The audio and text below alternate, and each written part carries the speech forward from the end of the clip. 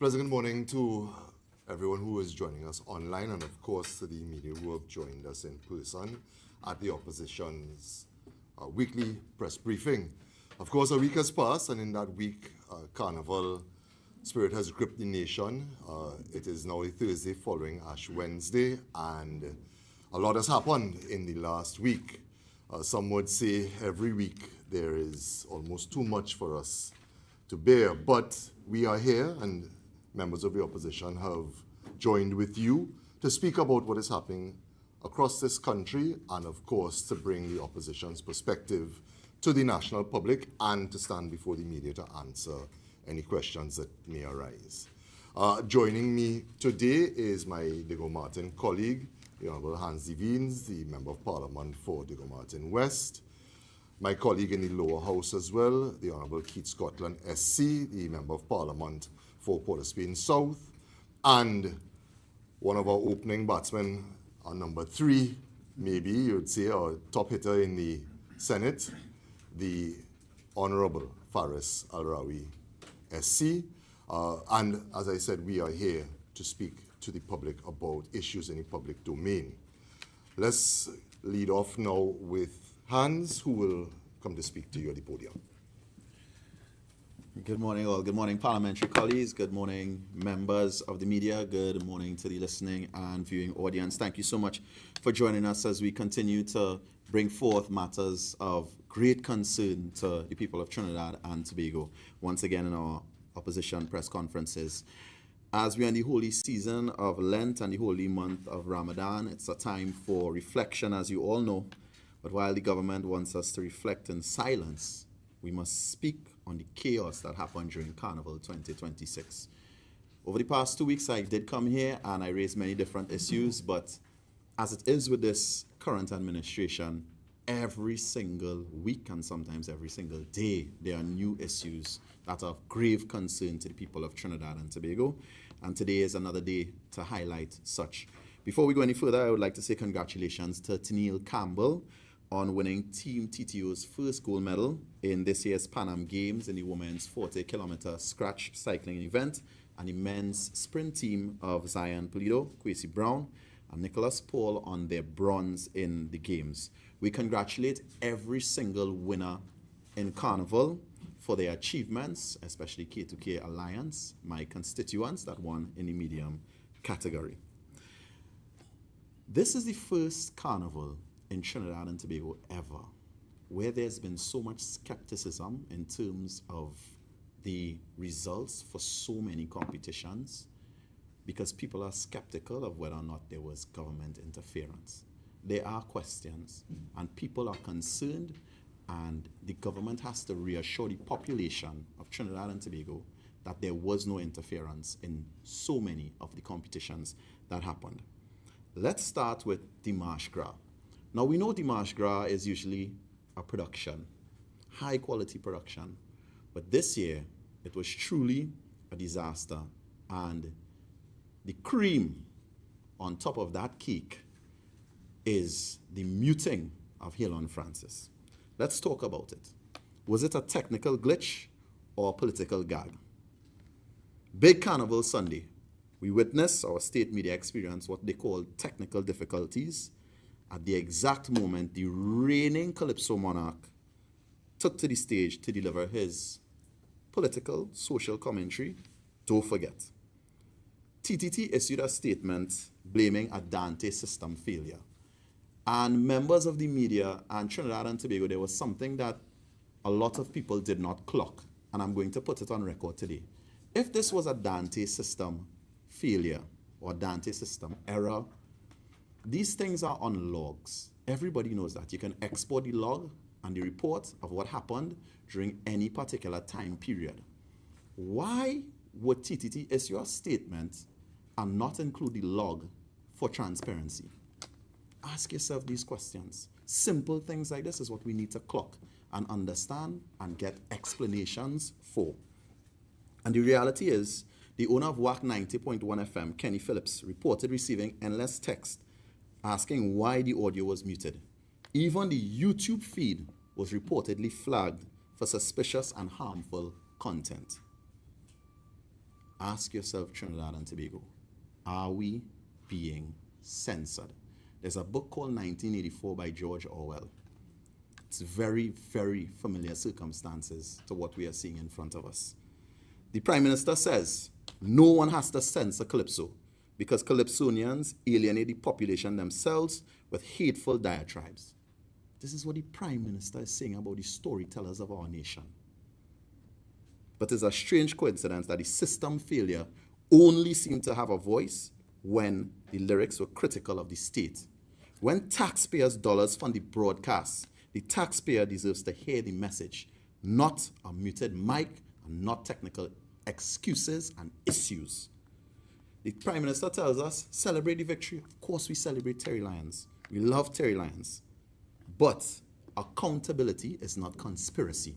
We have to understand that those two things are different. And again, the Prime Minister continues to gaslight us and make us feel like what we are seeing in front of our faces is different than what it actually is. And we support the Emancipation Support Committee's call for an independent analysis of what happened and may transparency reign. Why did they not post the system log itself? Why did they not post the report from the system? Clock that, ask it, find out, get the answers. And as we're on TTT, we've seen many reports in terms of the presenters. Let us be quite honest with ourselves. And I'll be honest with you all as well. We all know that I was a presenter. It was my profession. I was pretty good at it. I was hired quite often. Right? That's no secret. I'm not going to run from that. However, as a presenter, as I do as an MP, I took my job very seriously. I did research, and I was able to sit next to some great professionals. In 2026, ask yourself, the quality of presenters on the broadcast, was it the same? Was it the same as previous years? We didn't see the seasoned faces with experience. We didn't see the Omari Ashby. We did not see Mr. Raucus. We did not see the Wendell Constantine. We did not see a lot of the seasoned broadcasters who have the experience and skill to execute it. You know who you all saw on TV? You all saw the campaign manager for San Fernando East and a young man who could not make the Marshgrave finals presenting. Ask yourself, is that reasonable and sensible, Trinidad and Tobago? Ask yourself that. These are the things to clock all the time. Look at what is in front of us. Look at what is happening. I would like to know, why not the broadcasters that we know could do the job? Why not? And these people that they decided to bring forth, what was their salary? What were they paid for these executions? I leave that in your hands. It isn't professional broadcasting. It is an embarrassment to Carnival. The Mecca. Overall, the state spend for this bumper Carnival, $137 million. And looking at the villages, we would like to know, we plan to ask the questions. What was the cost of the villages? What was the cost of the flooring? Who got the contracts for the bar? Who did different services for these villages, the Flavor Village and the John Cupid Carnival Village? I'm sure when we start to dig, there will be questions that will be answered that the public will not be satisfied with. Looking at other areas, in Siparia, we are already seeing complaints from some of the bands that put themselves forward in terms of the mayor from Siparia. We had the midnight mass meltdown in San Fernando. The disconnection is not limited to Port of Spain or the Savannah. A high-level security threat, the details of which remain vague, triggered a shutdown of midnight mass on Carnival Monday in San Fernando. Ask yourself, is this victimization? This is the second time the mayor of San Fernando has had to come forward and say something happened to them that was unjust. This is the second time for this carnival season. Are we being, according to the Prime Minister, disciplined for stepping out and saying what we are seeing? Again, 1984 by George Orwell, a book for all of us to read. Mayor Robert Parris was informed at 10:30 p.m. that instructions had been given to end the event before 1 a.m., cut off by 10:55 p.m. The music was cut and bands were forced to disperse. Out of 13 bands to cross the stage at Harris Promenade, only 3 made it. Vendors left with pots of food, masqueraders left in the dark, and the city was left in outrage. This is a signature attraction for South Trinidad, yet it was treated with zero respect. We've been speaking about the Brian Lara Cricket Academy and the fact that events and fetes were ways for this sporting/multi-purpose facility to earn an income. And when we think about carnival, people often think of what happens inside the fete. They don't think of what happens around, outside, before, or during. Anyone who's done a live broadcast, which I'm sure many of the media people here around us have done, you know when there's an event in an area, it takes 2 days, 3 days, sometimes a whole week of setup. What does that week of setup do? That allows more business within the community because everyone who is setting up purchases food, everyone gets gas. There are little things, there are little services and things in the area that will be supported by these people. Now, when we look at on the actual night of the event, you will see the taxi drivers, you will see people stopping to buy food. Again, there's a microeconomy that happens during every single event. And that is why you heard in a recent story that members of the public who live around the Taruba Stadium were saying, listen, this carnival, it was uneventful and there was a lack of activity. It's because of that microeconomy being non-existent. Again, things that we look at and we need to question how do we plan to treat with culture in Trinidad and Tobago and the entertainment industry as a whole. In conclusion, you all have seen it yourselves. The government hates accountability. But we will continue to ask the hard questions again and again and again. We demand a full breakdown of the 137 million carnival spend. To the government, stop with the wild conspiracies, defense, and start giving us professional production and planning. Our culture and our taxpayers deserve better. Yeah, they will try to tell us carnival was successful, and it was successful because of the people that worked hard on carnival and worked around the circumstances that were created by this government. Carnival is born out of rebellion, and we continue to rebel. But there are some questions the government must answer. Why did they not put things in place to ensure that we had medium bands panorama in Tobago? Are they going to support Steel Pan throughout the year after removing government sponsorship from a host of bands? Why 2 separate villages? What was the cost for entertainment? How many times did they hire the artists that sat around the table eating pizza with the Minister of Agriculture? And at what cost? Ask yourself these questions. What was the cost for flooring in these villages? Why did they discontinue hiring professional presenters only to hire campaign managers and the people who did not make the Calypso Monarch finals who campaigned with them? How much were they paid? And when will we get justice for Helon Francis via an undoctored system log? And what is the plan for stakeholder interest groups? Are they going to be abandoned, banished, sidelined? What are the plans for events? And as Helon Francis said, you could change the country that we once know, but don't forget, this is Trinbago. I thank you. Thank you very much, Hans. Ladies and gentlemen, if I could add just 2 things to what Hans has said. It is interesting that TTT, as we have been speaking about Helon Francis debacle, has yet to release on their platform, whether it be online, and it should be online, and on air, the full, unedited, and unmuted performance. If TTT has had a technical issue, and it has happened before, that can happen. But there is an opportunity for it to be placed on official platforms at TTT as the home of culture, particularly our carnival culture. Secondly, I also want to address, coming out of carnival hands, there is or there has been some chatter in the public domain about the way in which Port of Spain has been cleaned after Carnival. I want to say this now because I will not ask the former Minister of Rural Development and Local Government to blow his own trumpet. That was an annual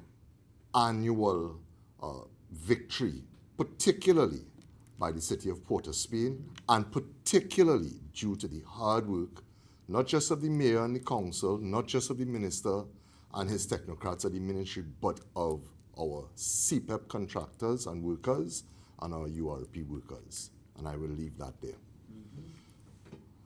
MP Scotland, you're to join us now. Keith Scotland. Good morning, all. Good morning to Trinidad and Tobago. Let me first start by congratulating the people of Trinidad and Tobago for the unmatched and unparalleled spirit that was demonstrated over this carnival period.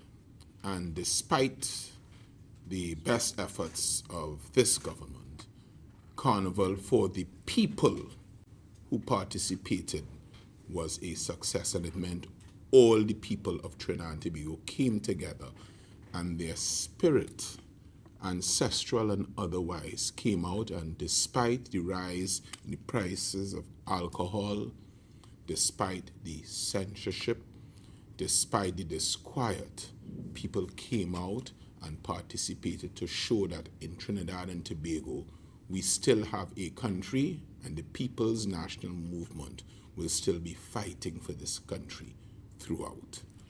Let me begin by addressing the time of the year that we are in. We're into a very holy period of Ramadan, a period of Lent, and I think it's a time of reflection. So forgive me if my mood today is somber, but we have, apart from having a satisfactory carnival, we don't have much to celebrate in Trinidad and Tobago. Let's not fool ourselves.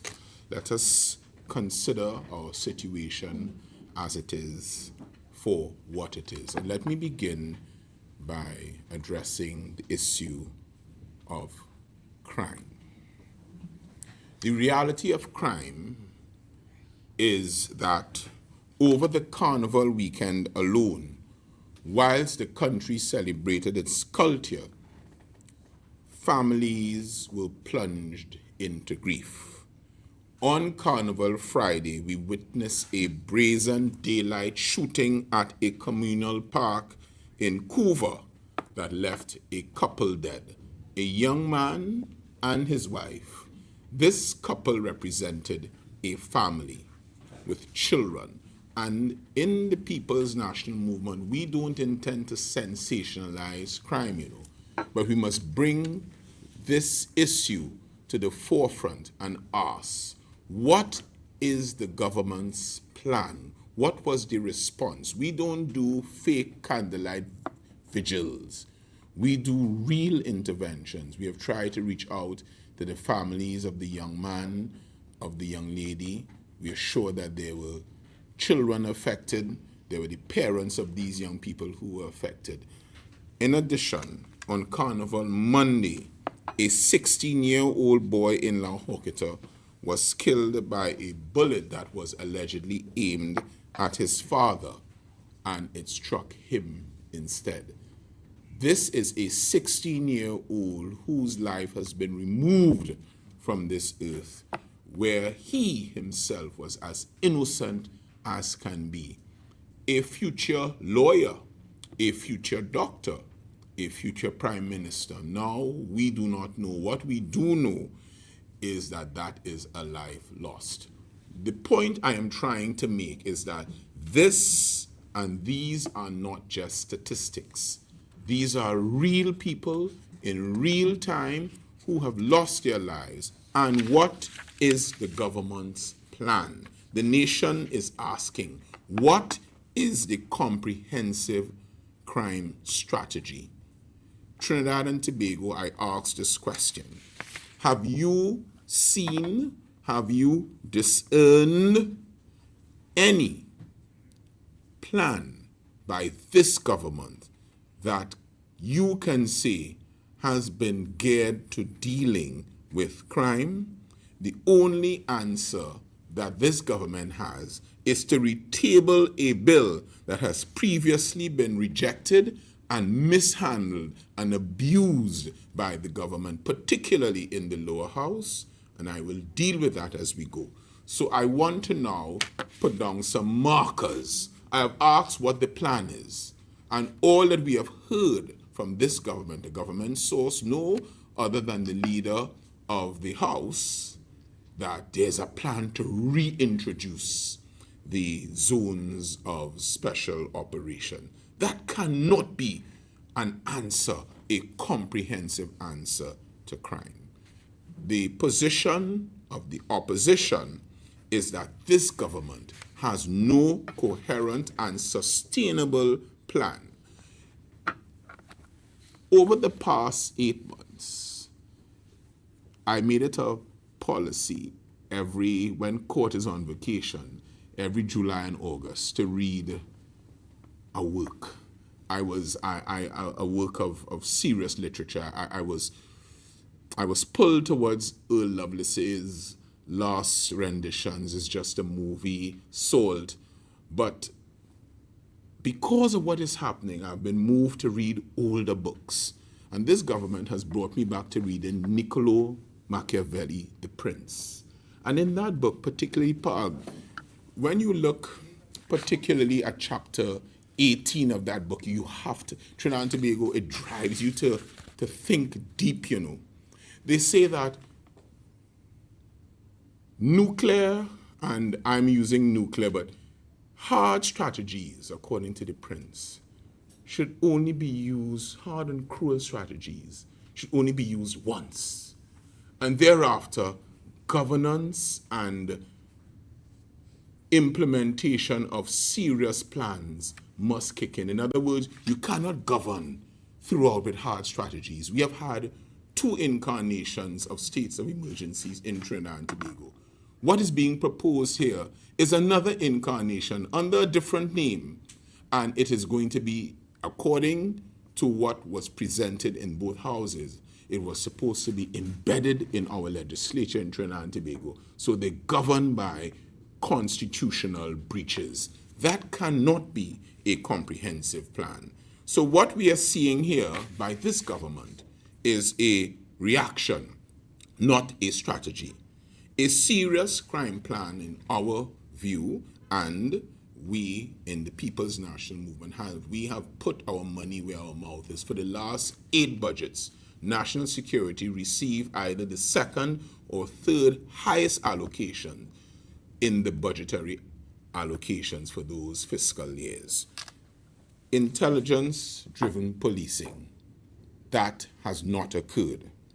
Firearm interdiction strategy, instead of some veiled and unveiled plan of restructuring the firearm regime. Witness protection strengthening, youth intervention programs, and community policing. Have we heard anything coming from the Minister of Homeland Security about these 5 issues? The answer is no. In fact, what you have is the dismantling of some of those programs, the Civilian Conservation Corps, MILAT, MIPAT. These things have been dismantled. These were the programs from a PNM government that would put the energy of the young people to a more advantageous use, as opposed to the firing of over 40,000 people, the closing down of the URP projects as we know it, and a promise of, what is it? A job fair. They promised a job fair. That was a job farce. What have we heard about this job fair? Absolutely nothing. It is as if they are still in the smoke screens and mirrors campaign mood, where they're just throwing things out there and producing nothing. The zones of special operations, as previously structured, in our respectful view, do not solve problems systematically.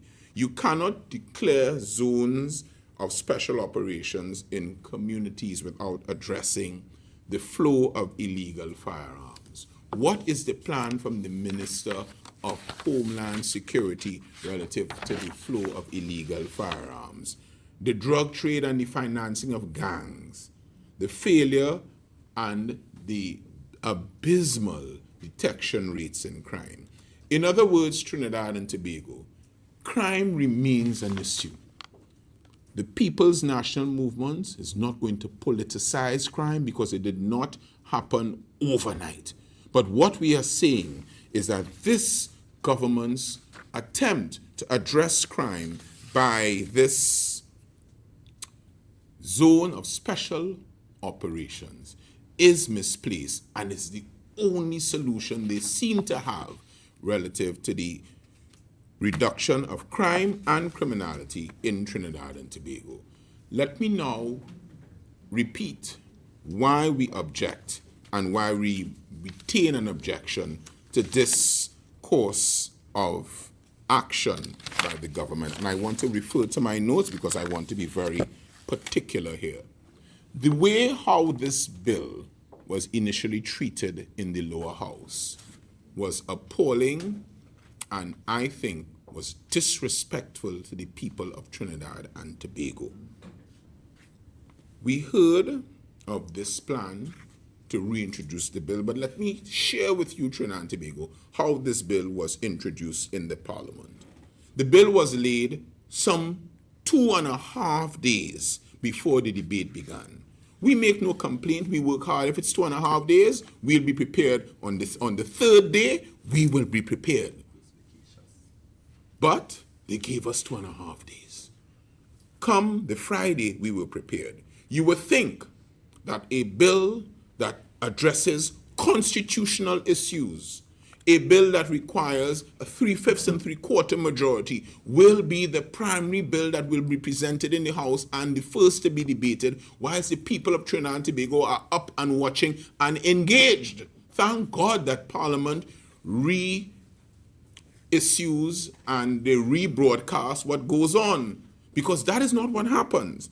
On that day, there were 2 other bills, the Motor Vehicles and Road Traffic Bill and the THA Amendment Bill. We are in no way seeking to minimize the importance of these pieces of legislation, but none of them touched and concerned an interference with the Constitution of Trinidad and Tobago. So in the hierarchical structure in terms of what affected human rights more poignantly, it would have been the zone of special operations.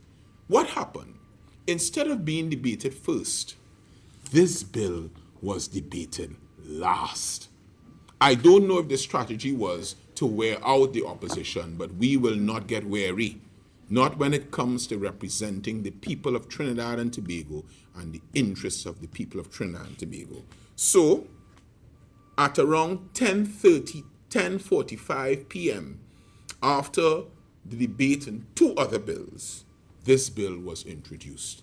And it was rushed because it was completed around 3 a.m. the morning when, in our view, the Honorable Attorney General was allowed to wind up the debate whilst opposition members were still there seeking to speak. The bill was passed around 3:30 a.m. whilst the country slept. Trinidad and Tobago, but for the fact that that bill had to go to the Senate, you would have awakened on the Saturday morning to find yourself potentially living in a zone of special operation. It reminds me, colleagues, of waking up Christmas morning to find out about the increases in penalties. It is as if it is literally a thief in the night. The government of Trinidad and Tobago has a key to enter the house. Why go through the window? Is it muscle memory? You have a key. Do things in a normal way that the whole and the entire population can understand. Do it transparently. not 3:30 a.m. in the morning whilst the country slept. But here is my real bugbear. It took us in the House about 5 hours to go through the various stages of the bill. In the Senate, it took over 6 to 7 days. Why? Why the hurry? Because the government has a supermajority in the House, so they know that no matter what happens, no matter how it's debated, the process is important, We will go every single week. And if it's good legislation, we will support it. If it is bad legislation with our 13 members, we will object, and the voice of the people of Trinidad and Tobago will be heard via the opposition. And every single amendment proposed for this bill was rejected. There was no good faith negotiations. In fact, there was no genuine attempt for consensus. And when the bill moved to the Senate, it's the first time that I have an opportunity to speak publicly on this. The vitriol and putrid commentary directed to the independent senators is wholly unfounded, unfortunate, and unbecoming of a government. To call persons who do not support it and who did not support it with reason, a gang of 8. Is that the way we govern in Trinidad and Tobago? I find it appalling. I find it undemocratic and uncollegiate to have this sustained attack on persons who did not support a piece of legislation, but they didn't do so capriciously. They gave reasons. And yet there is this unmitigated, unvarnished attack on the independent senators. So, if they support the government, the independent, but if they do not support the government, they are a gang of 8. That behavior, Trinidad and Tobago, is not what we expect from people who we have elected to govern our country. There are certain tenets, there are certain rules of engagement that we understand. And when the People's National Movement was in government, there were times when the independent senators did not support legislation brought by us. And I cannot recall in my recent history that there was ever this amount of bile that was targeted to these people who have come forward to serve. I ask you this: if these personal attacks continue, which persons of worth will want to put themselves forward to represent the independent interests? There was a senator who passed away recently, and he was commenting on, and God rest his soul, and again condolences to his family, but he commented on the personal attacks that he was witnessing coming from the government benches against the independent senator. So, our view is that there was no serious attempt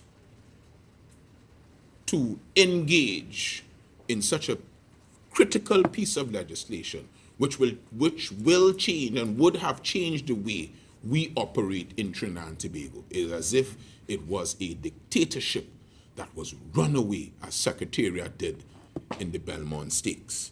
We are now hearing a renewed call for the zones of special operations without any evidence that the fundamental constitutional, human rights, and implemental concerns were adhered to. We think respectfully that this is just not proper, it is not good governance, and we reject it out of hand and say, come with a comprehensive plan. Lastly, I want to deal with something that troubles me tremendously. Senator Arari will be more minute in his detail. But the claiming of ownership of the process for removal of Trinidad and Tobago from the EU tax list by this government. It's unconscionable. I do not want to use the word shameless, I want to use measured language, but I cannot fathom it. What and can the minister tell us, and journalists, you may have to press the question, what was done between April and now of substance that led to the removal from that list? The answer would be little or nothing. This was a process that must be claimed, and maybe the People's National Movement doesn't do what it ought to do and claim its hard work. But this is due to the hard work of the People's National Movement since 2011, when that occurrence first happened to us. And most importantly, we have to go back to 2017 and put a landmark there on December 2017, when we were placed on this particular list of non-cooperative jurisdiction for tax purposes. And this list was maintained. And here is what the people, your elected government, the People's National Movement, do. After being placed on that particular list, corrective action taken by the People's National Movement in 2017, beginning in 2011, was done to correct the deficiencies identified by the European Union and the OECD Global Forum. The response was not it was not a rhetoric, It was not rhetorical, it was legislative, it was administrative, it was technical, and it was focused. Being removed from that list placed Trinidad and Tobago in an unenviable position. The People's National Movement undertook substantial amendments to key pieces of legislation, tax legislation, including income tax, corporation tax, mutual administrative assistance in tax matters, exchange of information laws. These reforms were carefully structured to bring Trinidad and Tobago into alignment with international tax standards and tax regimes. I want to thank then Attorney General Mr. El-Rawi for the unenviable task that he took on. But hard work is no stranger to us here, and the hard work paid off. What is troubling Trinidad and Tobago? The technical reforms were implemented within the domestic tax system by the People's National Movement. What we are having here and what we are hearing here, people, is an attempt. You do your work in school and somebody copy your work and want to get the grades. That is just not cool, Trinidad and Tobago. It's as if you invited them. They just can't conduct themselves accordingly. You invited them to a place and they get high at the place that they were invited to. They take the mic and they do what they want because they feel that the hubris allows them to do that, allows them to take over something that was started and substantially implemented by the People's National Movement. Maybe we are too quiet, but we will be vocal because this deserves a round of applause from Trinidad and Tobago for the People's National Movement for doing all the hard work, for having us removed from this EU list. And if there was some modicum of decency, this government would admit that it's the People's National Movement hard work that allowed us to do this. I want to thank you very much for bearing with me today.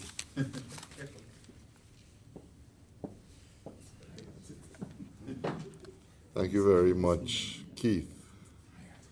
We are going to move on to my opposition colleague, Senator Faris El-Rawi, Senior Counsel. Faris? Good morning, everyone.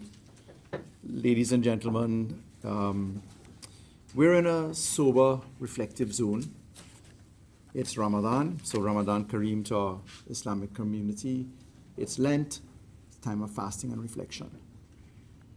Permit me to be very practical in the observations I'm about to make. Apart from who takes credit, there's a position of truth that Trinidad and Tobago has to embrace. If you look at this room today, the Newsday is no longer with us. A team of excellent, hardworking reporters. Virtual attendance permits radio stations to not be here. But we have a state media company called TTT. Don't you find it passing strange? You, K. Marie, you've been here for the year, but you haven't once seen TTT in attendance. What could give the state-run media the opportunity to completely blank the opposition of the Republic of Trinidad and Tobago? I start by pointing that out because if ever there is a media house that doesn't have to fight for money to stay alive, it's TTT. CNC3 has to be there. TV6 has to be here. Newsday fell because of it. If you look to Guyana, Starbrook is about to close down. If you look at traditional media around the world, there is a competition for market force. But other traditional media don't have the competitive support safeguards that TTT has. And therefore, I start off by making a demand on behalf of the taxpayers of the Republic of Trinidad and Tobago that it is unacceptable for the state media to not be present at briefings. I'm sure that Minister De Nobrega will tell you that when he was Minister of Communications, TTT covered all news in Trinidad and Tobago. There was no muting of a microphone. And it is ludicrous for us to say that the country is not afraid.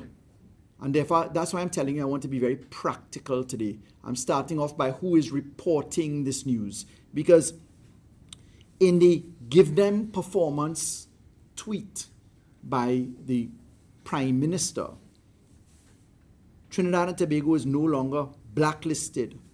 Our country has been officially removed from the European Union's list of non-cooperative jurisdictions for tax purposes. Noted, please note that I stressed European Union. A designation applied to countries that fail to meet international standards for tax transparency. This is a major step forward, she said. The previous PNM administration failed to take the necessary actions to secure compliance and removal. Since assuming office, your UNC government moved swiftly and decisively to fix it. You've just heard a quick reflection on the paternity or maternity of the EU position, but I want to explain this in the context of what Trinidad and Tobago must see now. I had done a universal map of what this EU blacklisting means. The EU blacklisting effectively means that we are unbanked, we are debanked. What does that mean? European banks, European financial institutions, European insurance companies will not do business with a company that is not cooperative on tax transparency. What is tax transparency? Tax transparency is the automatic exchange of taxpayer information or the spontaneous exchange of taxpayer information when requested or automatically. It requires your Income Tax Act to work as a central authority and tell European countries information about their taxpayers who may be here. The United States has it as well. It's called FATCA. The EU blacklisting comes from their external information that they take into account from the Financial Action Task Force, from the Global Forum, and from the EU's requirements called BEPS. That's Base Erosion Profit Sharing. What does this whole thing mean? When you are looking at international entities, for instance, oil and gas companies that have a head office in Trinidad or one in Houston or one in Europe, what happens is when companies begin to do business with themselves, subsidiary 1, subsidiary 2, subsidiary 3, they can adjust their expenditure in a way that causes taxpaying authorities concern. Is your subsidiary company really billing you at market rate, or is it higher than normal? So you reduce profit. When you reduce profit, you reduce tax. So to keep the base from eroding and profit sharing, Base Erosion Profit Sharing. You'll hear the acronym BEPS. What they do is they make individual companies report, and they tell the tax authority, in Trinidad's case the BIR, please report to us automatically. So to use an example, Apple has its headquarters in Ireland. Apple has its staff in the United States. So under United States law in the past, Apple didn't pay taxes in the United States because their head office was in Ireland. But in Ireland, they didn't pay taxes, therefore the EU didn't get contribution because their staff is in the US. So that's an example of how you erode the tax base. Now, we have a prime minister who very much took the role of a nurse after a mother has carried a baby for 9 months, delivered the baby, and it comes out with the baby in her arms and says, look at my beautiful child. I did really well. All hail and congratulate me, because we did the hard work in bringing the child from the mother to the camera. That's effectively what happened.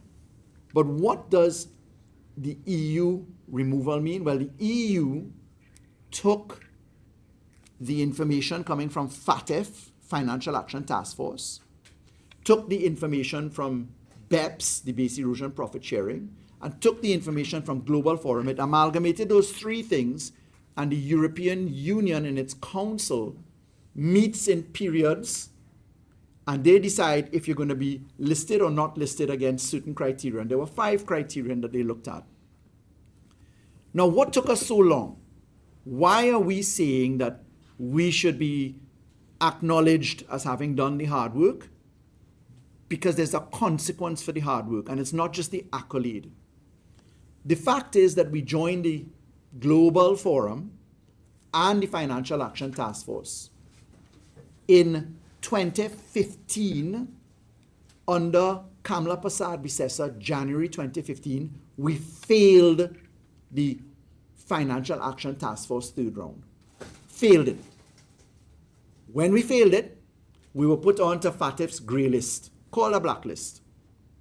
We had to go into fixing. So enter September 2015, a PNM government comes in, and we had to do years of work to get up to the 4th round. In 2020, under my hand as Attorney General, we had a 4th round mutual evaluation. FATF rated us, and we passed. We were removed from the list. There is a 5th round to happen. In fact, it's March this year. Take note, we're going to fail. We're going to fail under the UNC because they have not done the work to have us ready for it. That's the most probable outcome of this. I pray that there's some salvation that can come, that our entities can happen to pull it through, but it does not look positive for us because they look to effectiveness. Now, we passed our 4th round, FATF, and the Global Forum is an entity that we went into. It's 168 countries in the Global Forum. And the Global Forum said to us in 2011, welcome Trinidad and Tobago. Minister Larry Hawaii, now governor of the central bank, flew to Germany, signed up, we joined Global Forum. We then promptly failed the Global Forum under Kamla Persad-Bissessar. Failed it. We had a Pair 1 review in 2011 and we failed. 2011, nothing done. 2012, nothing done. 2013, nothing done. 2014, nothing done. 2015 up to September, nothing done. We came in as a government. The first thing we had to do was to do tax transparency with the United States. We did FATCA. The second thing we had to do was to get out of the blacklisting and grey listing in FATF. And the third thing we had to do was to make sure we passed Global Forum. In 2018, I want you to go to the Parliament records. You will see that we took a law to the Parliament called the Income Tax Amendment Act 2018. It was followed by an Income Tax Amendment Act 2019. In 2018, we went with a law that said, give the Inland Revenue in Trinidad and Tobago the ability to send taxpayer information to international entities such as Global Forum. You know who voted against it? 2 members of parliament who still sit today, now in government. One, Kamla Persad-Bissessar, and one, Barry Padarat. Go to the Income Tax Amendment Act 2018, you'll see we went to our Joint Select Committee. We came out of the Joint Select Committee, they refused to support the Tax Information Exchange. So as Attorney General, I took the opportunity to divide the law into 2. I passed one with a simple majority. All of the things that needed a special majority, I carved out and I put it in another bill, which I came back in 2019 to deal with. But if you look to the record, you will see that the people that said no to Tax Information Exchange was the UNC under Kamla Persad-Bissessar. She's listed in the Hansard as having voted against Tax Information Exchange. They then forced us into a Joint Select Committee to deal with something called the MACT. There's a MAC and there's a MAT. One is a mutual administrative tax exchange mechanism, and the other one is a convention. We danced for 2 years in a Joint Select Committee with the UNC refusing to support the law. 2 years up to 2020. They will not support the law. You know when we came out of the Joint Select Committee, what was changed in one of the bills? A semicolon. We did 2 years of work to change a semicolon. I can show you the documentation. So they dragged us through, refused to do tax information, made us divide the laws up to make sure we could pass laws with simple majority, provided we removed the things that offended special majority support needed. Enter now, when we got to the EU said to us, hey, listen, even though you pass FATF, and even though you're not yet required to deal with beneficial ownership or to deal with other aspects, that's coming in the 5th round in March, we want it now. The EU said to us, we want it now. And Global Forum said to us, you have to undergo another peer review. I checked it. To pass the Global Forum, so remember the EU blacklists you if they're not satisfied with FATF or they're not satisfied with Global Forum and BEPS. There are 3 coordinates for EU to say you're off the blacklist. We passed FATF. We're struggling on Global Forum because the UNC would not support it. The Hansard record is there. But when we got to Global Forum, there were 23 laws that we had to pass. 23 laws that we had to pass. And then there were 4 laws we had to pass. 23 laws in Global Forum we had to pass. And we had 4 laws we had to pass in BEPS, Base Erosion Profit Sharing. It's a matter of record that we passed all of the 23 requirements. We merged certain laws. So instead of going with 23 laws and 5 laws, we merged them into miscellaneous provisions bills, and we passed 10 laws to get us out of this. The 10 laws that we passed are Tax Information Exchange Agreement Act number 5 of 2020. Tax Information Exchange Agreements United States of America Act number 4 of 2017. The Mutual Administrative Assistance in Tax Matters Act number 7 of 2020. The Income Tax Amendment Act number 18 of 2018. The Trinidad and Tobago Special Zones Act number 1 of 2022. The Base Erosion and Profit Sharing, etc. Act number 2 of 2024. The Miscellaneous Provisions Global Forum Bill of 2024. The Miscellaneous Provisions Trustee Exchequer Audit, etc. Act of 2023. The Miscellaneous Provisions Act of 2023, another one. The Miscellaneous Provisions Proceeds of Crime, etc. Act of 2024. And then we had to do guidelines for base erosion profit sharing, 3rd January 2025. That's 11 legislative items, 10 of them passed. Ladies and gentlemen, why does this matter? Not only does it demonstrate that the government is prepared to tell a bold-faced untruth. It's Lent, so I won't use the other word. Not only are they prepared to tell a bold-faced untruth, but they have missed the real purpose of coming off the tax listing, negative listing. You know what it is? We want cheaper insurance. we were subjected to a 15% increase in insurance costs from our reinsurers. And right now the call has to be, the government don't know it, so we'll do it for them. The call has to be to the insurance industry that we expect to see a reduction in insurance costs, because the 15% withholding taxes or 15% other issues that came up in reinsurance. Remember, you have an insurance company, but they are reinsured by international players.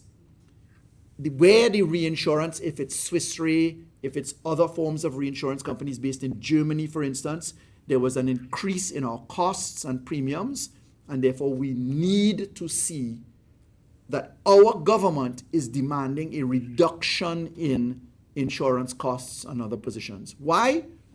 Folks, my intelligence says that prior to Carnival Monday and Carnival Tuesday, there was at least a 45% drop in sales.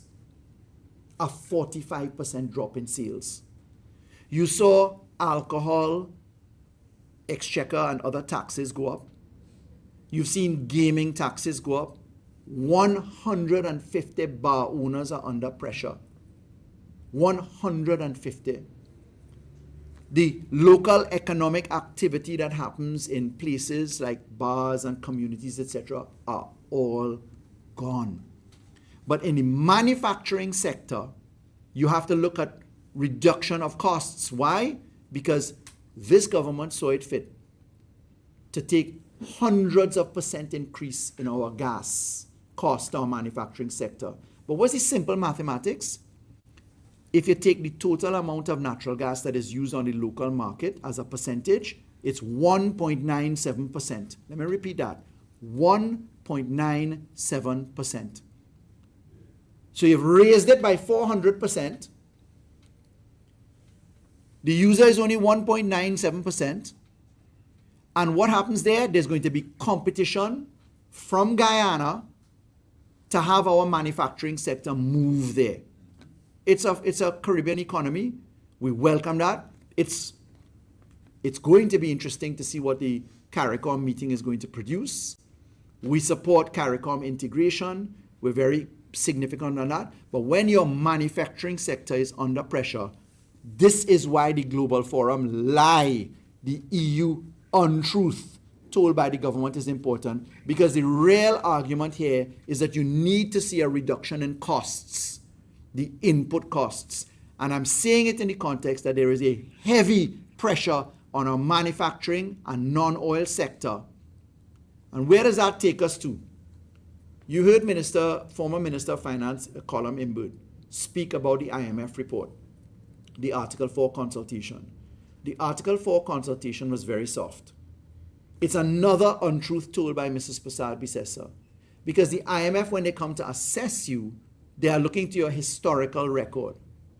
I've seen the government say that they are to be celebrated because they got us off the tax listing in the EU. Untrue.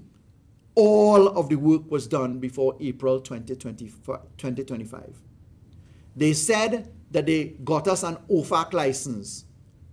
That is from the United States of America, to look at the situation with Venezuela. Folks, we're genuinely concerned about our economy. I want you to understand that plants at Point Lisas are running at bare minimum levels of natural gas right now. Obtaining natural gas to run our manufacturing sector, our downstream sector, is critical for this country. And when you look at that, you will understand that Coquina, Manakin, Dragon, and Manatee are the 4 fields that we share. 3 of them are Venezuelan, 1 is ours, that is the Manatee field. But if the government of Venezuela does not want to do business with Trinidad and Tobago, we are in trouble. And that's why the EU is critical, the removal from the blacklisting, because if your oil and gas sector is in trouble, you need your non-oil sector to perform. And that's why we're calling for the reduction in costs as a result of the removal of the EU blacklisting. Insurance premiums should be going down. Other factors should be going down. The fact that you can't swipe a credit card in certain parts of Europe should change. But I want to tell you, having managed FATF myself, while they're quick to put you on the list, even though you come off the list, there is usually the case where you stay on a negative treatment. And that's why Minister Colum Imbert, as Minister of Finance, in October and November 2024, he went to the European Union and demanded our removal, and that's why they did the checking as to where we were. All that you have seen in the European Union come out as a production that is to our credit, Trinidad and Tobago's credit, all of it was done under the PNM government. Whilst we're happy for that accolade, we need to see our government pressing for reduction in costs. The population needs to be informed what the benefit of a removal is. And that's what we're doing here today. It is shameful to see that the government would seek to take credit for an OFAC license negotiated under Minister of Energy Stuart Young and Prime Minister Keith Rowley. It is shameful to say that they will take credit on an IMF rating which looks to where you were and therefore what your trajectory is going to do. And it is shameful that they would look to the EU listing. All shameful. But the real consequences now, we can't afford to be muted. We can't afford to have voices cut. So therefore, the message out there to the manufacturing sector, to the real estate sector, to the other sectors is, please, we're looking forward to the advocacy coming from entities like ATIC as to how they arrange reinsurance and other factors. We're looking to see that we have some benefit come back to the people of Trinidad and Tobago, because under the UNC, we're under pressure. We're under pressure. If I could just go very quickly to the zones of special operation. Folks, Keith Scotland has laid out for us the serious consequences of crime and criminality, unabated. You've seen Mr. Padarat come out and say, well, he wants Couva South to be a zone of special operation. That's quite interesting. In the Senate, I drafted 53 amendments to the zones of special operation law to deal with the real problem in that law. The fact that you cannot, under our Constitution, give the Army police powers. Because the Army, under our current structure, reports to a fellow named Roger Alexander and Wayne Sturge. The minister with responsibility for national security under the Defense Act is the person that does the discipline of the TTDF. The minister who sits in council is the person that can give specific direction. So we had drafted amendments that said, remove the Minister of National Security, put in layers of protection, and very importantly, we also amplified the Police Complaints Authority to say that they should supervise the police. And we took away the powers of arrest in our amendments. We took them away from the Defense Force and we put it in the police. Why? Because we have to protect the members of the Defense Force, because they would be subject to legal suit with no protection under the law of any meaningful kind. They still have to defend themselves. The state would have to step in if they choose. But we have had absolutely no consultation from the government on this. But there's a larger problem. If 2 independent senators are criminals for having asked for their votes in exchange for favors, because that's a crime in our country, how on God's earth are you going to pass the zones of special operations law, according to Padarat, with criminals sitting on the independent bench according to them? How? Let's talk simple. Forget the highfalutin, this and... Listen, they have said that there are criminals on the independent bench, and they're going back to deal with the criminals? Where on earth does that make sense? So, folks, it's a matter of sober reflection on the EU listing. In summary, it is something that the People's National Movement did despite the UNC's wickedness when they were in opposition. Delay and drag and refusal. Secondly, the real impact of this is what are the corollary benefits to Trinidad and Tobago in terms of a reduction of insurance premiums and other factors, banking relationships, reduced fees. Because remember, you're going to pay higher fees if you're sending school fees or you're doing business to buy goods from Turkey or any other part in the European Union. Your banking costs should be adjusted downward. Those are the things that the people of Trinidad and Tobago are looking for. They're not looking for high-art performance, stage performances.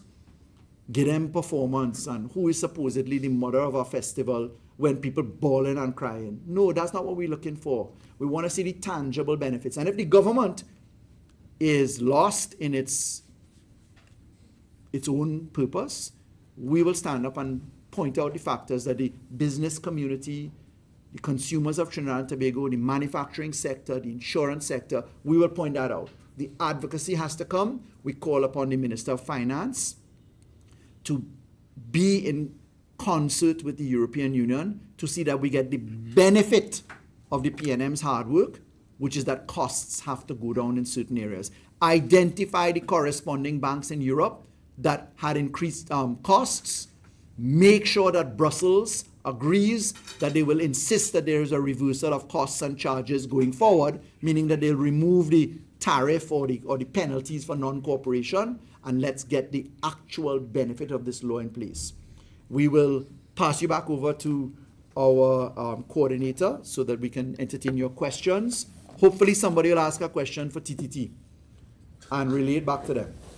Thank you. Thank you, Faris. Ladies and gentlemen, we are going to be moving into, as Faris said, our question period. As usual, the normal housekeeping. Please identify yourself and your media house and the person here who you would like to present your question to. Start with anybody else. Good morning, Melissa Maynard from the Trinidad Express newspaper. How are you, Melissa? I want to talk about the Zozo bill. Now, you all mentioned that you would support legislation once it's good. What specific things you would need to see, the opposition that is, before you lend your support to that particular bill? Because, I mean, you're not going to get everything that you suggest. So what are the most crucial thing you need to see to support that bill?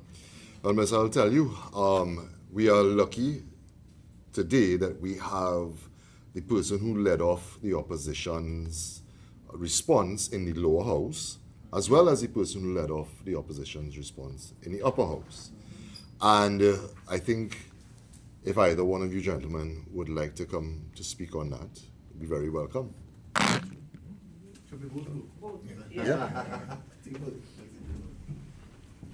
Scotty working out hard, so it might be hard to fit both of us at the podium. Melissa, I'll send you the proposed amendments that we circulated. They're actually written.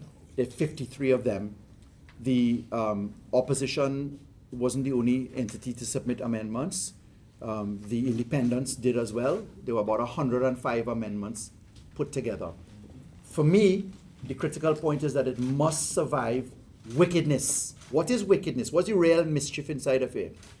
If you're going to have the Trinidad and Tobago Defense Force have the power of arrest, search, seizure, you can't just in one law do that without giving them the privileges and immunities. So if you go to the Police Service Act, you will see that the police, when they enjoy police powers are in the statute and that common law. But they have immunities and privileges so that they're not sued in their individual capacities. You have to have that counterpart for the army.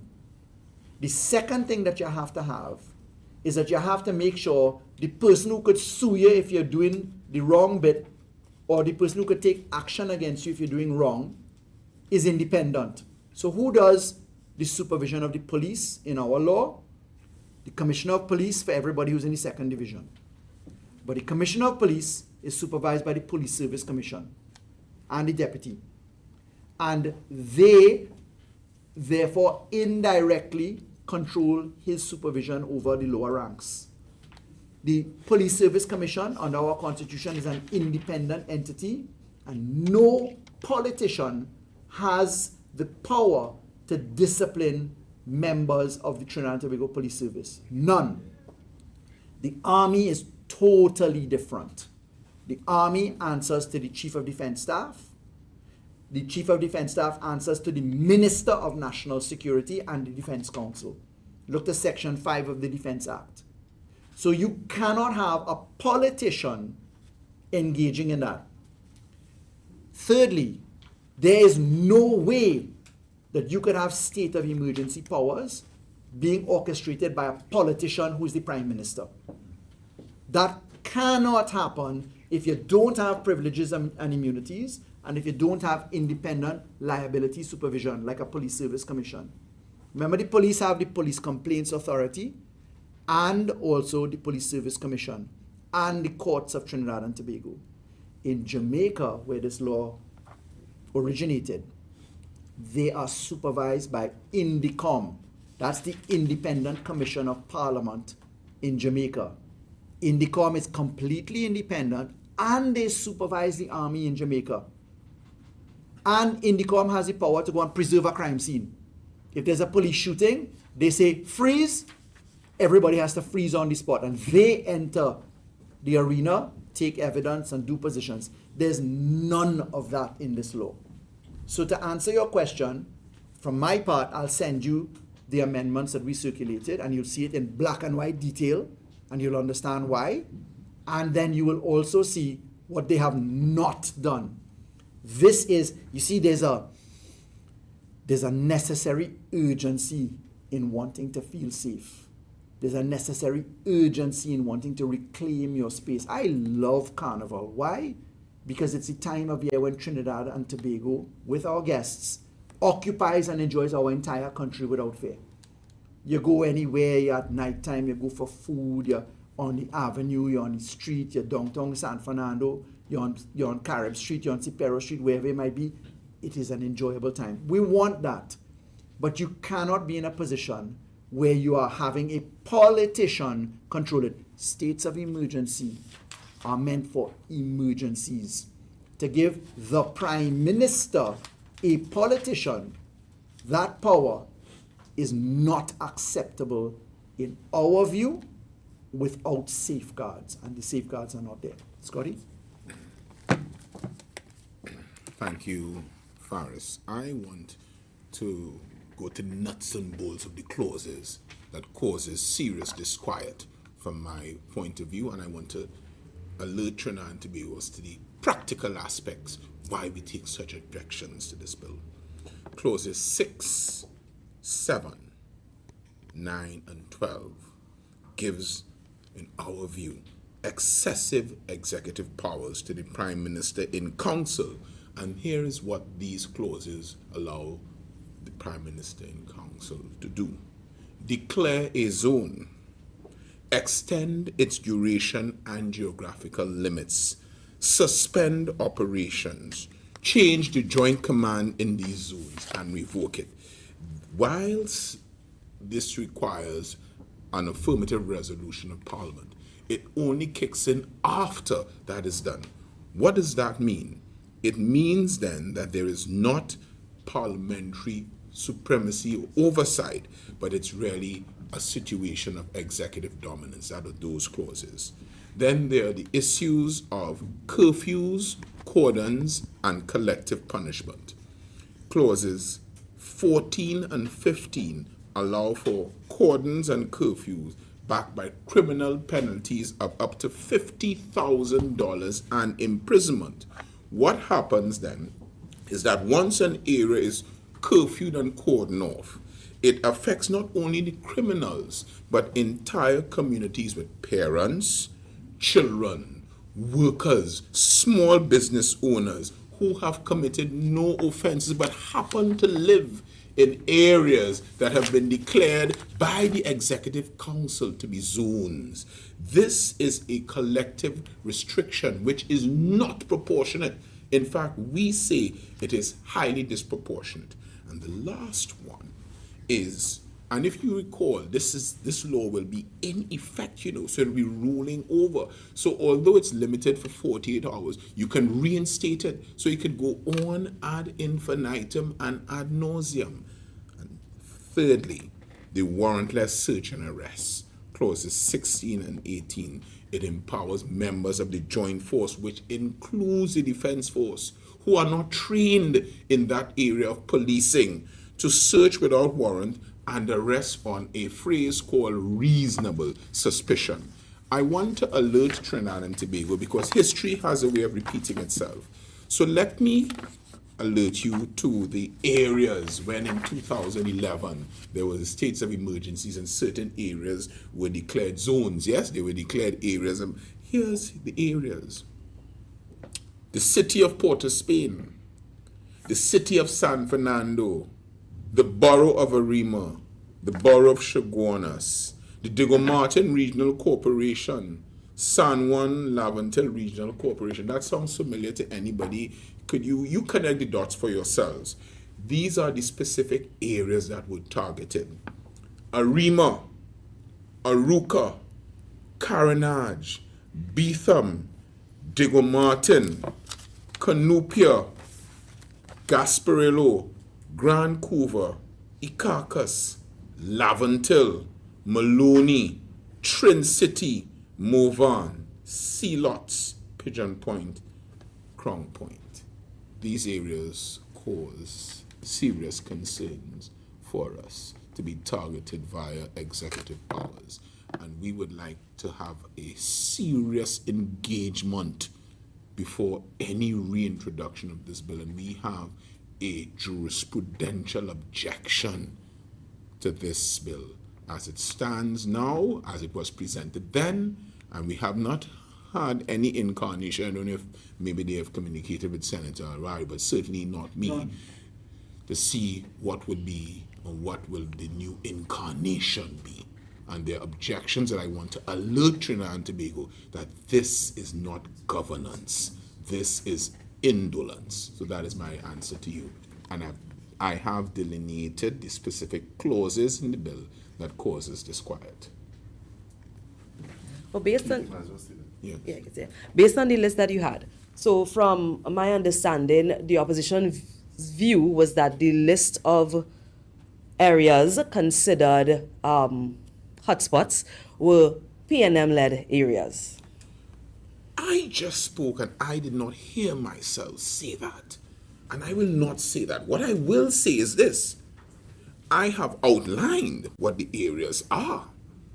Do the math now, do the demographic, and if you want, put it on districts. But it may seem when you do that, that is an inference. You see, gaslighting is not what we're about. We're about sober governance. But if the chips, when they fall, lie in Sealots, Mova, Trin City, Maloney, let me take Grand Couver, make sure I get Gasparillo, Felicity, Enterprise. Let me, if the chips fall there and you do the demographic when you put it, then it is what it is. But I have noticed recently, there's a lot of gaslighting, a lot of race talk. And in Trinidad and Tobago, we are a delicately poised society. And we in the PNM, we want to be cautious, we want to be responsible, and we don't want to cry wolf. What we want to cry is the facts. And we have put the facts that happened in 2011 before the country, and we asked the country, make a conclusion based on the facts that we have presented, not rhetoric. Well, Just to join in quickly here. Alicia just asked a quick question. Can this bill come back? The rules of Parliament don't permit a law to come back within 6 months unless there's consent. So I can confirm that we have had no request for consultation on this law. In 2017, when I wrote to the leader of the opposition's team, providing them with a draft for discussion, it was exactly the opposite of what we're doing now. And in that, I cautioned that the law needed a 2/3 majority and a 3/5 majority. I put that in a letter to them.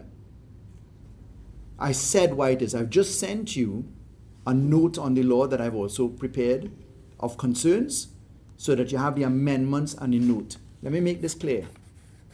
Anything that is required to make Trinidad and Tobago a safer place, we will support. But we must make sure that we do it in the best way possible in terms of law so that we protect rights of people who may be prejudiced by capricious action or just by systemic prejudice or other factors. These are real things. So please remember, you're talking to the person that originated the law. In my origination of the law, I said, hey, we have a 2/3 majority that is required and a 3/5 majority. Let's meet and let's talk. They refused to talk. In the income tax amendment laws, where we said, listen, in 2018, we said to the UNC, please, we need to make sure that we could come out of blacklisting at the Global Forum. Help us to do the law on information exchange. They said no. Today, the accolade on information exchange is because of that law. The vote is there where they said no in the parliament. So we are not just raising these things. But let me remind you, you can stand your ground according to Alexander. How that working? The law passed, but how is that working? So this isn't just that anything and say so is how you make it up. This has to have a systemic operation that makes sense where you are protecting rights. In the FATF amendments we did recently, the government borrowed from another law which I created called the Special Operations Law, which was to give undercover police and other operatives immunity from prosecution provided they got a warrant to do it. That's the law right now. They have, under the FATF amendment laws, full civil and criminal immunity without any safeguards for police and for other operatives. That is headed down to a totalitarian police state. You need to be very concerned about that. So I have one. Listen, I really hope that Trinidad and Tobago understands where we are, Do you know why this question has come about? I was wondering where was the genesis of this reintroduction of the zones of special operation. I'm seeing Elizabeth Gonzalez, 17 February 2026, and a picture of somebody in town, I don't know. But for the fact that the person given the interview was not the leader of the house, I would have ignored this as carnival. Yeah, there's a high level of conversation, but we can't. But is it really proper governance that such an issue should be raised in such a form, such an important issue with your constitutional rights, and you raise it at a time when we do not know, and we cast no aspersions, we don't know what the people's tolerance of anything, and is it really what we have signed up for in Trinidad and Tobago that something like that will be raised on Carnival Monday or Tuesday while it's playing mass? See, we really serious about Trinidad and Tobago as a society. But that being said, it's raised, So, in the People's National Movement, be it Monday or Tuesday, we are sober. I was in Port of Spain Monday and Tuesday. I played mass. I had on my t-shirt. I did not offend Trinidad and Tobago by going bareback. I could tell you that. And I ensured that I was properly attired. I played my mass. And come time to respond, I was in my study, responding, drinking my water, and minding my business. That being said, though, they spoiled the road march for me. I can't listen to that song without cringing, I can't. I need therapy. Can I ask my question now? Yes, please. Good. Based on the list of areas that you would have noted, Yes. there is a concern of persons, may it be party supporters or members of the opposition, that would have stated that these areas are known to be PNM-led areas. He said if we do the math, I guess, based on the April results, then it's less areas now, PNM-led areas. But albeit, my question was going to be, do you think, based on, and as a person heading national security at one point in time, that the areas should be increased, decreased, some of these same areas should remain? What do you think, based on the crime we would have seen recently? Well, I think within the that last. this bill should not, it should stay in recess for quite a long time until such proper consultation and meaningful consultation occurs. Anything as it relates to areas, and if it comes up, must be data driven and fact based driven, and it must not have the stench of political interference. It is the perception, and they say that it is the perception in this regard affects your constitutional rights. So it's just not perception that affects you saying he lies, she lies. It's not like that. It's serious business. And in my respectful view, the areas are matters of concern from 2011. That's why I did my homework to show what happened before and to say what prevents it from happening. You have astutely recognized that some of the areas called there are traditional areas that are areas that have supported the People's National Movement. I say we don't want to gaslight. We want to just put the facts and let the population come to its decision based on the sobering facts that we have presented. Mr. Senator Arari said he sent 59 amendments. We have not heard of any. We have sent several from the House. We've been really just treated poorly and ignored. Yeah. Folks, there is nothing preventing a special zones of operation type operation. No. We still have the army, we still have the police, we still have joint patrols. You can flood the streets right now. All that you'd have to do is to let the police do the arresting, the police do the search. You can enter certain places without a warrant now in law. There's certain safeguards. But if you are serious about a special zone of operation, mobilize the folks now in a joint patrol. Didn't we just come out of Carnival? Weren't there joint patrols everywhere? There were. Who was stopping that? What was the special anti-crime unit sought?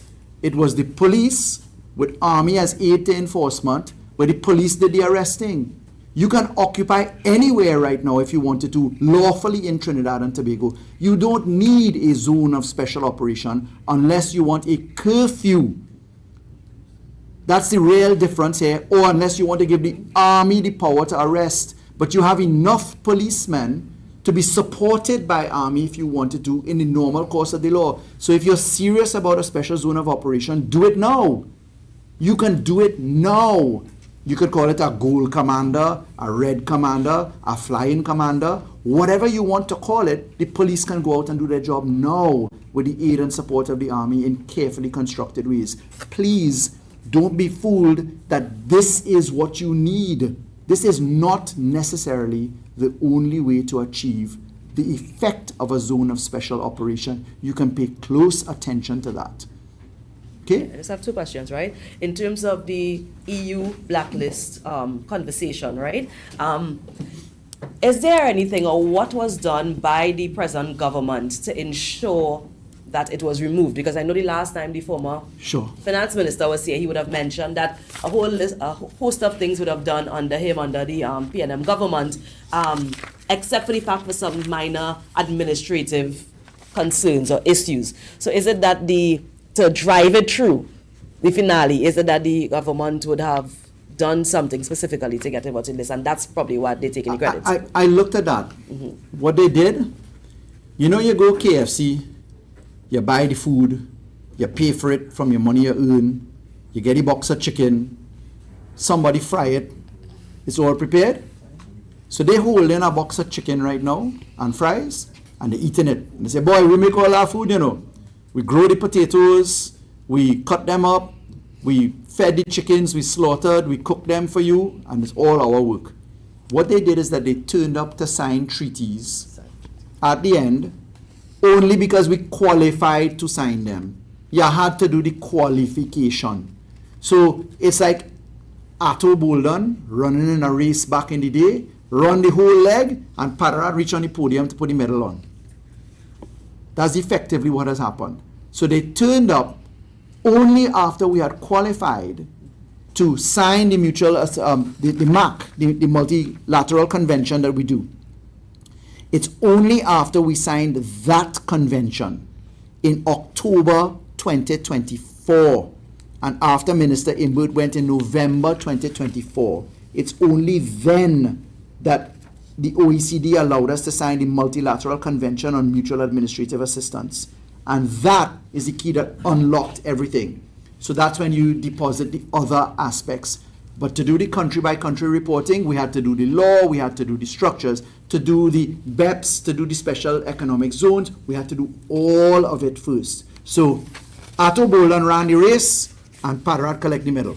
So only signing of treaties would be the final thing for them, right? Yeah. You mentioned that the fifth stage, that you believe that the government will fail in that aspect. For FATF. What exactly needs to be done to ensure that it's passed? Okay. Why do you think they will fail? I'm praying that we pull through. Okay. But Trinidad and Tobago is going to be the first country in CFATF region, the Caribbean Financial Action Task Force region, to undergo a fifth round mutual evaluation. Okay. That fifth round mutual evaluation requires us to be effective. So they're going to come and assess what's actually happening, not only if you have a law for it, but what is the output of the law. For that to happen, in March of this year, next month, there's going to be an on-site fifth round mutual evaluation. And let me tell you, there'll be no denying that this government would have been running in the race. So let's see what the result is going to be. I pray it's not that we go into ICRG, which is the international review group that we have to go into. Let's hope that we pass it. It does not look good right now. And the consequences of that will be grey listing again, loss of correspondent banking, and the whole cycle repeats. Okay, so come March, what exactly, if you break it down in layman terms to the public, what exactly would they be looking at? March, they're going to come for 1 full week. Okay. They're going to interview all of the entities that are supervised, the FIU, Such as? Okay. the Registrar General, in part the DPP's office, the National Anti-Money Laundering Committee has a representative from the DPP there. So it's not that they go to the DPP directly. They're going to look at your prosecutions. They're going to look at your filings at the registries, So backlogs, trusts, everything. beneficial ownership, all of those things. So they're going to look at all of these recommendations. All of them, all 41 recommendations are at scratch again. And they're going to be looking to the effective outcome of these things. Some of the historical output is going to be because of the work that we did, but they're going to have to convince the assessors in 1 week. After that week comes up, they produce a report. A draft report is in discussion with us. They take the draft report to FATF. FATF is then going to sit with Trinidad and Tobago in an open examination to defend the report. And then they're going to come up with a review. They're going to put that into writing to the plenary. And the plenary is going to come up. So somewhere around September of this year, the first plenary will come up. And we'll know if we're going to go on a list. And when we get to the list, there'll be a Caribbean version, CFATF, and an international version, FATF. And if you're on a grey list, they put you into something called the ICRG. That's a supervisory subcommittee that monitors all your steps to get to where you're supposed to go with follow-up reporting, another assessment, and then you're in or out of the bamboo. Okay, right. Another one, my final question, another Yeah. topic, right? The Prime Minister will be heading to St. Kitts soon for the CARICOM Heads of Government meeting. Since coming into office for a second term, this will be her first time heading to one of the CARICOM meetings, because we know the last one held in Jamaica, she did not attend, but we had other ministers attended and state officials. So I just wanted to know the opposition thoughts on that, the Prime Minister. Well, we welcome Trinidad and Tobago's re-engagement into CARICOM, minus the rhetoric. CARICOM is untrustworthy. CARICOM is this. We note that Minister of Foreign Affairs of Jamaica, Kamina Johnson, has had some positive things to say about, look, basically leave the past where it is and let's press on. The Prime Minister has said that CARICOM is an important partner, contrary to her previous expressions. We welcome that. CARICOM is a critical trading partner for Trinidad and Tobago. Free movement, single economy are hallmarks of what we look for. Inter-island passage, food basketing in Guyana, energy in Trinidad and Tobago. Remember, Dr. Rowley was sitting as the head of the subcommittee on energy affairs for CARICOM. CARICOM is a critical player for us, particularly if you're looking to the manufacturing sector. Now that electricity rates are on the watch, gas input has gone up by hundreds of percentage points in Trinidad and Tobago. Trinidad's competitiveness as a manufacturing base is under pressure. Trinidad has, according to some, I have to double check this, the highest impost duties on breweries. For instance, Carib paying more to brew here. Who taxes their local industry to put higher prices on the shelf? Wanting to develop tourism. So if you go to Barbados, alcohol cheap. You go to Jamaica, alcohol is cheap because it's an input into the tourism sector. In Trinidad, nah, to hell with that. That's only for the Hyatt. And by the way, who in their right mind goes into the public and tells what your profit margin is in a state enterprise? Who would be dispossessed of their sensibilities to go and say the Hyatt is making X percent or Y million in profit, to go and tell competitors what your business is? I've never seen that. This is a free-for-all. And now is the point where the Prime Minister's move to CARICOM is welcomed. CARICOM is a magnanimous, loving place. Keith Scotland and I were in Barbados together at law school, leading protests, engaging in action. Many of our brothers and sisters are leaders in the Caribbean. I congratulate Wilfred Abrams, Attorney General of Barbados, my classmate. Claudette Joseph, Attorney General of Grenada, my classmate. And the list goes on and on. We enjoy our CARICOM roots.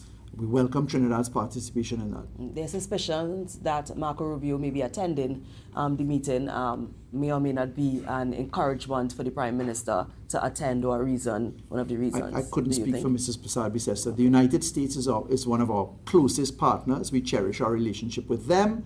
The United States has been a very strong cooperative member in the Caribbean Financial Action Task Force. The U.S., in my tenure as chairman of FATF, CFATF and other things, they gave us human support coming off the grey listing, etc. So we welcome and cherish our relationships in CARICOM and the United States of America, but this is not a time for loose talk and accolades.